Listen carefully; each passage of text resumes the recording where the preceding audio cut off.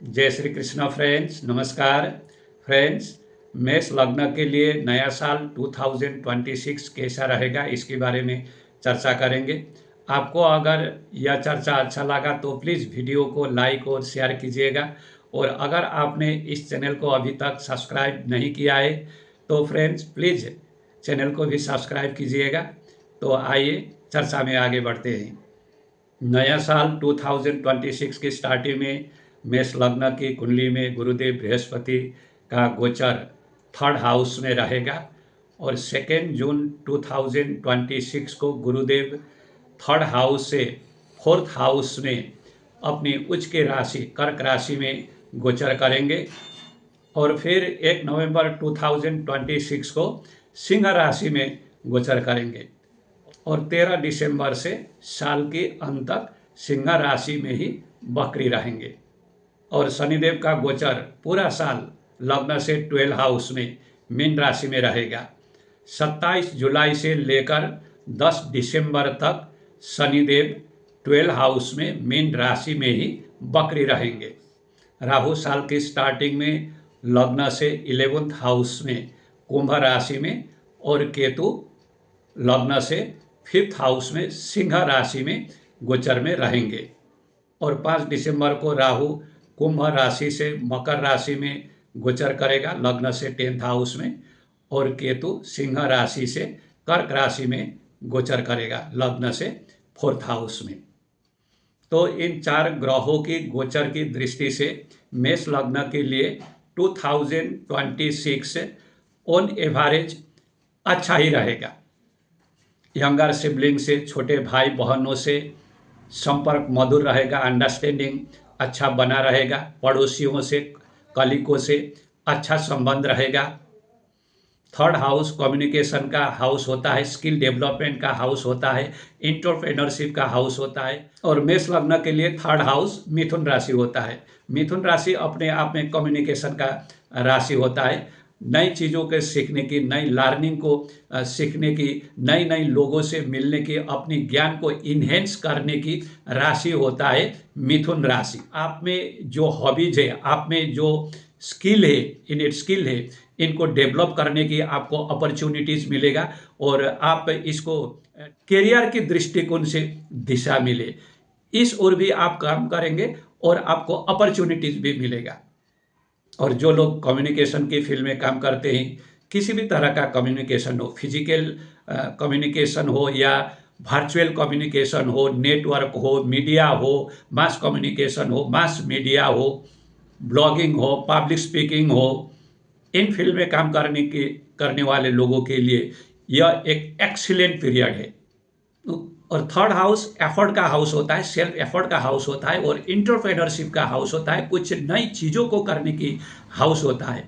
तो गुरुदेव बृहस्पति जो 9th house के भी लॉर्ड होते हैं, भाग्य स्थान के लॉर्ड होते हैं, थर्ड हाउस में आकर आपकी जो एफर्ट है इसको इन्हेंस करेंगे, बढ़ाएंगे और आपकी एंटरप्रेन्योरशिप क्वालिटी को बढ़ाएंगे और कोई नई चीज़ शुरुआत करने के लिए, स्टार्टअप करने के लिए आपको मौका और अपॉर्चुनिटीज भी प्रदान करेंगे। और इसके लिए जो भी स्किल चाहिए होता है, जो भी सपोर्ट चाहिए होता है, ये भी आपको प्रोवाइड कराएंगे।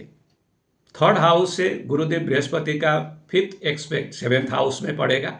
तो जो लोग अनमेरिड हैं और मैरिजेबल एज के हैं, वे लोग मैरिज के लिए इस समय में प्लानिंग कर सकते हैं, फ्यूचर के लिए प्लानिंग कर सकते हैं और मैरिज के लिए कम्युनिकेशन कर सकते हैं, करेंगे, एफर्ट करेंगे और यह एफर्ट और यह कम्युनिकेशन शादी भी करा सकता है।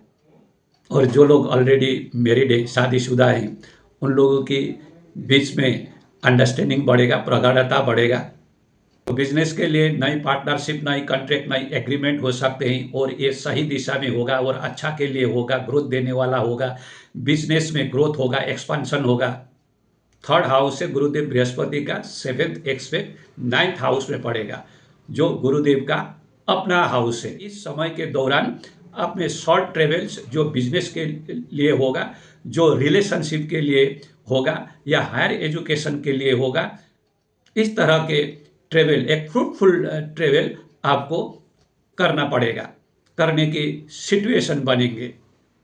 हायर एजुकेशन के अपॉर्चुनिटीज बढ़ेंगे, भाग्यों में वृद्धि होगा। गुरुदेव का अपने घर में जब दृष्टि होगा तो 9th हाउस जो भाग्य का स्थान है, भाग्य का वृद्धि होगा। और पिताजी के लिए भी यह अच्छा होगा, उनके भी भाग्य में वृद्धि होगा, खास करके उनके स्वास्थ्य में और उनके इमेज के लिए अच्छा रहेगा।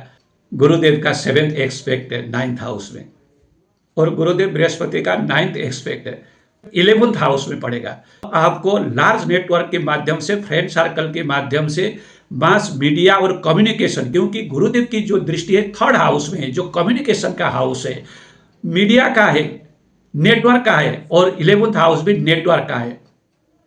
तो इसके माध्यम से आपको फाइनेंशियल गेन होगा, अत्यधिक फाइनेंशियल गेन देगा।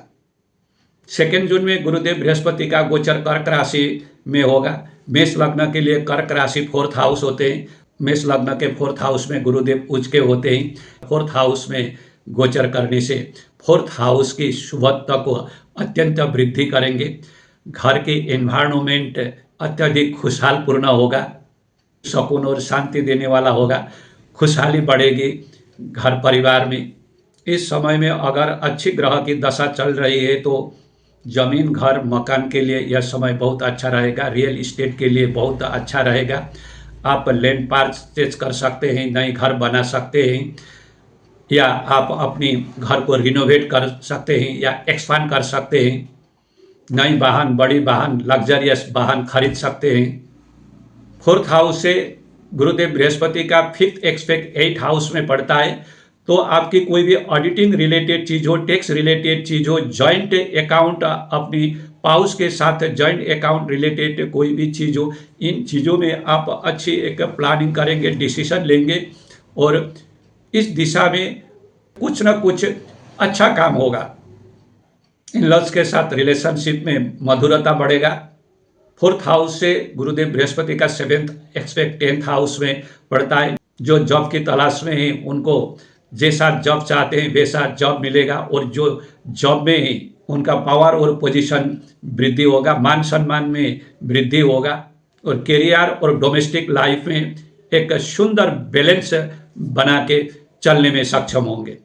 4th हाउस से बृहस्पति का 9th एक्सपेक्ट 12th हाउस में अपनी ही राशि में पड़ता है। तो यह एक्सपेक्ट आपको स्पिरिचुअल एवेकनिंग देगा, स्पिरिचुअल ग्रोथ देगा, स्पिरिचुअल इंक्लाइनेशन देगा, लॉन्ग डिस्टेंस ट्रैवल देगा, फॉरेन ट्रैवल देगा, पिलग्रिमेज देगा, खर्चा में वृद्धि कराएगा। और यह खर्चा अच्छे के लिए होगा, अच्छी जगहों में ट्रैवल के लिए होगा, दान पुण्य के लिए होगा, डोनेशन के लिए होगा, लोगों की भलाई के लिए होगा, ह्यूमैनिटेरियन ग्राउंड के लिए होगा। और यह खर्चा इन्वेस्टमेंट, लैंड के लिए इन्वेस्टमेंट भी, प्रॉपर्टी के लिए, रियल इस्टेट के लिए इन्वेस्टमेंट के लिए भी हो सकता है। 1 नवंबर में गुरुदेव बृहस्पति का गोचर सिंह राशि में होगा, जो मेष लग्न के लिए 5th हाउस होता है।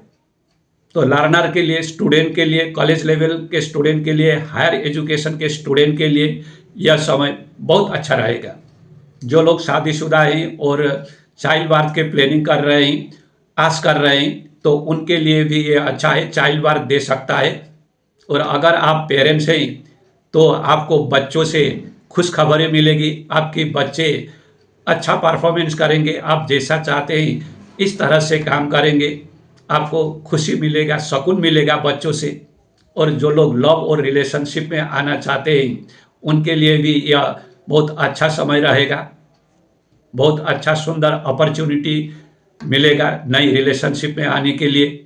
और जो लोग ऑलरेडी रिलेशनशिप में हैं उनका रिलेशनशिप बहुत सुंदर रहेगा, मधुर रहेगा, बहुत ही प्लीजेंट रहेगा। 5th हाउस से बृहस्पति का 5th एक्सपेक्ट 9th हाउस में पड़ेगा, तो अपने भाग्य में वृद्धि होगा और पिताजी की भाग्य में भी वृद्धि होगा। हायर एजुकेशन के लिए अच्छा है। जो लोग हायर एजुकेशन से रिलेटेड है उनके लिए अत्यधिक ये अच्छा है। हायर एजुकेशन के लिए, स्पिरिचुअल कॉज के लिए, रिलीजियस कॉज के लिए, long distance travel, foreign travel दे सकता है। तो जो लोग फॉरेन में हायर एजुकेशन परस्यू करना चाहते हैं उनके लिए इस समय में अच्छा अपॉर्चुनिटीज मिल सकता है। अगर फेवरेबल ग्रह का महादशा और अंतरदशा चल रहा है तो निश्चित ही फॉरेन एजुकेशन के अपॉर्चुनिटीज मिलेगा। 5th हाउस से बृहस्पति का 7th एक्सपेक्ट 11th हाउस में पड़ेगा। 11th हाउस इच्छा पूर्ति का हाउस है, ज्ञान का लाभ का हाउस होता है। तो गुरुदेव इच्छा को पूर्ति करेंगे। जो 5th हाउस से जो रिलेटेड जो इच्छा है, जो संतान संबंधित है, हायर एजुकेशन संबंधित है, रिलेशनशिप संबंधित है, या कोई नई प्लानिंग करनी संबंधित है, ये इच्छा गुरुदेव वृद्धि करेंगे। और 11th हाउस की जो कारकत्व है, जो लाभ है, जो गेन है, ये भी वृद्धि करेंगे। जब बृहस्पति 5th हाउस में गोचर में रहेंगे, सिंह राशि में गोचर में रहेंगे, 13 दिसंबर से बकरी होंगे, साल के अंत तक सिंह राशि में ही। तो इन 18 दिनों में 13 दिसंबर से 31 दिसंबर तक चीज़ों को प्राप्त करने में थोड़ा स्लोनेस मिलेगा, और कई जो प्रीवियस जो काम आपने किए हैं उनको रिपीट और रिव्यू करना होगा और रिफ्लेक्शन करना होगा, ऐसा सिचुएशन आएगा। शनिदेव मेष लग्न के लिए 10th हाउस और 11th हाउस के लॉर्ड होते हैं, और 2026 में मेष लग्न से 12 हाउस में गोचर में रहेंगे। सारी साल 2026 शनिदेव 12 हाउस में गोचर में रहेंगे। 10th हाउस का लॉर्ड होकर 12 हाउस में, लग्न से 12 हाउस में गोचर करने से कर्म में परिवर्तन दे सकते हैं, लस भी दे सकते हैं, अगर ओवरऑल कुंडली खराब है या दशा भी खराब चल रहा है तो। अदरवाइज जॉब सेंड देंगे, मल्टीनेशनल कंपनीज में काम करने के लिए या अच्छा होगा, अपॉर्चुनिटीज मिलेगा, या विदेश में काम करने के लिए, फॉरेन में काम करने के लिए यह अच्छा समय रहेगा। जॉब शिफ्ट करने के लिए अच्छा समय रहेगा, स्पेशली मल्टीनेशनल कॉरपोरेशन में या फॉरेन लैंड में, अगर कंकरेंट महादशा अंतरदशा भी फेवर में ही तो। 12 हाउस लॉस का हाउस है। शनिदेव 11th हाउस गेन के हाउस के लॉर्ड भी होते हैं, तो 12 हाउस में गोचर करने से खर्चे में वृद्धि करेगा, रोक देगा, हिडन एनिमीज देगा। लेकिन 2 जून से गुरुदेव बृहस्पति का दृष्टि भी 12 हाउस में पड़ेगा, तो गुरुदेव बृहस्पति इन चीज़ों को संभालने की कोशिश करेंगे। और जो आपकी प्रयास है विदेश में जाके काम करने की, या लार्ज जो MNCs है, मल्टीनेशनल कॉरपोरेशन से, उनमें काम करने के लिए गुरुदेव का भी यहाँ आपको सपोर्ट मिलेगा। इस समय में थोड़ा बहुत आप इंट्रोवर्ट होंगे और स्पिरिचुअल एवेकेनिंग आप में आएगा। इस समय में आपको आपकी हेल्थ की विशेष ध्यान रखना होगा और हिडन एनिमी से केयरफुल रहना होगा। 12 हाउस से शनिदेव का 3rd एक्सपेक्ट, जो एफर्ट का एक्सपेक्ट होता है, वो 2nd हाउस में पड़ेगा, धन स्थान में पड़ेगा। और धन संचय करने में, वेल्थ एक्युमुलेशन करने में थोड़ा बहुत कठिनाइयाँ होगा। यहाँ आपको बहुत अधिक प्लानिंग करना होगा, अत्यधिक एफर्ट करना होगा, और परिवार के साथ संबंध में भी एक नेचुरल खुलापन नहीं देगा। आँख की और मुंह की बीमारी दे सकता है। 12 हाउस का शनि भी आँख में बीमारी दे सकता है, नींद की कमी दे सकता है, और 2nd हाउस में भी आँख की विजन में कोई इश्यूज दे सकता है, मुंह की बीमारी दे सकता है। 12 हाउस से शनिदेव का 7th एक्सपेक्ट 6th हाउस में पड़ेगा, और यह एक्सपेक्ट अच्छा ही रिजल्ट देगा, हेल्थ कंशियस बनाएगा, ओवरऑल एक अच्छी रूटीन, स्ट्रक्चर रूटीन फॉलो करने के लिए प्रेरित करेगा। डेली रूटीन में एक स्ट्रक्चर और डिसिप्लिन देगा, शत्रुओं को नाश करने की स्ट्रेटेजीज देगा, नाश करने में मदद करेगा। और अगर कोई डेब्ट वगैरह है, उधार है, तो इसको रीपेमेंट करने के लिए एक अच्छा प्लानिंग देगा, इमीडिएट रीपेमेंट करने की एबिलिटी देगा। ये नहीं बोल रहा हूँ मैं, लेकिन इस डेब्ट को रीपेमेंट करने के लिए एक वर्किंग प्लानिंग और स्ट्रेटेजी देगा। शनिदेव का 10th एक्सपेक्ट 12 हाउस से 9th हाउस में पड़ेगा, भाग्य स्थान में पड़ेगा।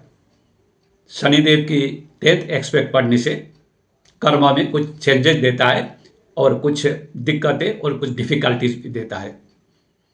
लेकिन यह गुरुदेव का दृष्टि भी रहेगा। जब 3rd हाउस में रहेंगे तो गुरुदेव का 7th एक्सपेक्ट रहेगा, जब 5th हाउस में रहेंगे तो 5th एक्सपेक्ट रहेगा 9th हाउस में। शनिदेव का 10th एक्सपेक्ट तो बराबर पूरे साल 9th हाउस में रहेगा, तो दोनों का एक्सपेक्ट 9th हाउस में रहेगा। तो ओवरऑल यह कर्म में प्रोफेशन में बदलाव होगा और कर्म को लेकर, प्रोफेशन को लेकर बहुत प्रैक्टिकल बनाएगा और अपनी फिलोसॉफी को लेकर, अपनी जो बिलीफ सिस्टम है इसको लेकर बहुत प्रैक्टिकल बनाएगा। शनिदेव की दृष्टि हायर एजुकेशन रिलेटेड चीज़ों में, पिता से संबंध या गुरुजनों के संबंधों में ये दिक्कत करेंगे, खराब करने की कोशिश करेंगे। लेकिन कुल जो असर होगा गुरुदेव का और शनिदेव का करके यह मिला जुला होगा। आफ्टर ऑल हमको नहीं भूलना चाहिए कि शनिदेव भी 10th हाउस को रूल करते हैं और गुरुदेव 9th हाउस को रूल करते हैं, तो दोनों का दृष्टि वहाँ पड़ता है। तो कुंडली अत्यधिक खराब नहीं है और अत्यधिक खराब महादशा या अंतरदशा नहीं चल रहा है, तो इसके खराब रिजल्ट बिल्कुल नहीं मिलेंगे। डिले होगा, स्लो होगा, कर्म की डेवलपमेंट स्लो होगा और परिवर्तन होगा, और जो परिवर्तन होगा वो अच्छा के लिए होगा। और मल्टीनेशनल कॉरपोरेशन के लिए या विदेश में कर्म की एक इंडिकेशन होता है। यह राहु का गोचर 2026 की स्टार्टिंग से लेकर 5 दिसंबर तक कुंभ राशि में रहेगा और मेष लग्न के लिए कुंभ राशि 11th हाउस होता है। राहु 11th हाउस में बहुत अच्छा काम करता है और कुंभ राशि राहु का अपना राशि भी माना जाता है। तो मेष लग्न के लिए राहु का गोचर अत्यंत पॉजिटिव रहेगा।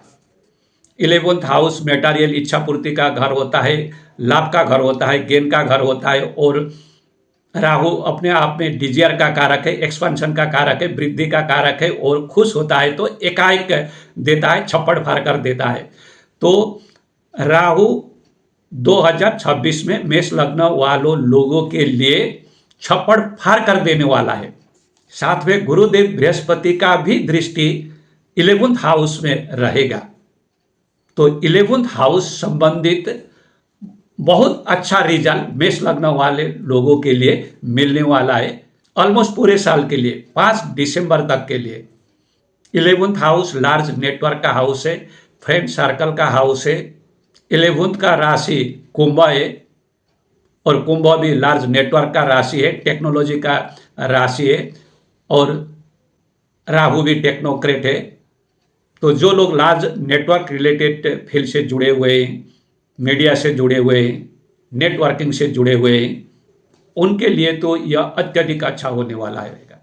राहु का दृष्टि 3rd हाउस में हो रहा है, फिर कम्युनिकेशन का, नेटवर्क का, न्यू अर्निंग का, मास मीडिया का, राइटिंग का, राइटिंग स्किल का हो रहा है। गुरुदेव वहाँ है।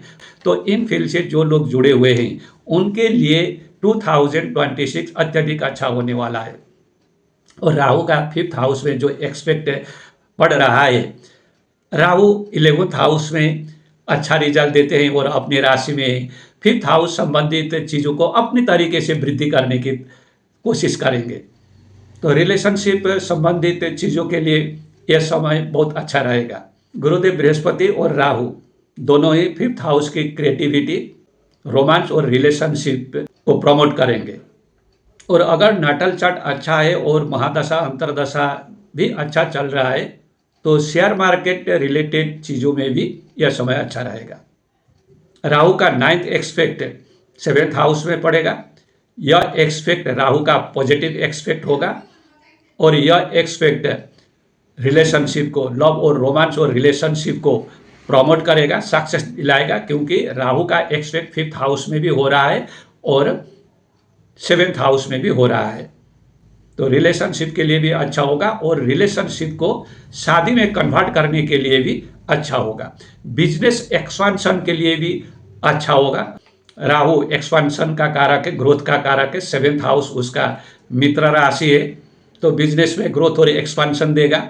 फॉरेन लैंड से बिजनेस को कनेक्ट करने की कोशिश करेगा। बिजनेस, मीडिया, कम्युनिकेशन और टेक्नोलॉजी की फील्ड में हो तो राहु का सपोर्ट और अधिक मिलेगा। लेकिन मेष लग्न के लिए केतु का गोचर जो 5th हाउस से हो रहा है, उससे अच्छा रिजल्ट एक्सपेक्ट नहीं किया जा सकता। ये लव, रिलेशनशिप और रोमांस में भी मिसअंडरस्टैंडिंग बढ़ाएगा, डिटैच करने की कोशिश करेगा। चाइल्ड कंसीव करने के लिए, चाइल्ड बर्थ के लिए भी ये अच्छा नहीं रहेगा। एजुकेशन के लिए भी इसको अच्छा नहीं माना जाएगा। लेकिन गुरुदेव की जो गोचर होगा 5th हाउस में, और 9th हाउस में गुरुदेव का जो दृष्टि होगा, इसकी वजह से केतु की जो भी खराब परिणाम होंगे उसको गुरुदेव बहुत एक्सटेंड तक मिटिगेट करेंगे। और 5 दिसंबर को राहुदेव मकर राशि में गोचर करेंगे और केतुदेव कर्क राशि में गोचर करेंगे। मेष लग्न के लिए मकर राशि 10th हाउस होता है और कर्क राशि 4th हाउस होता है।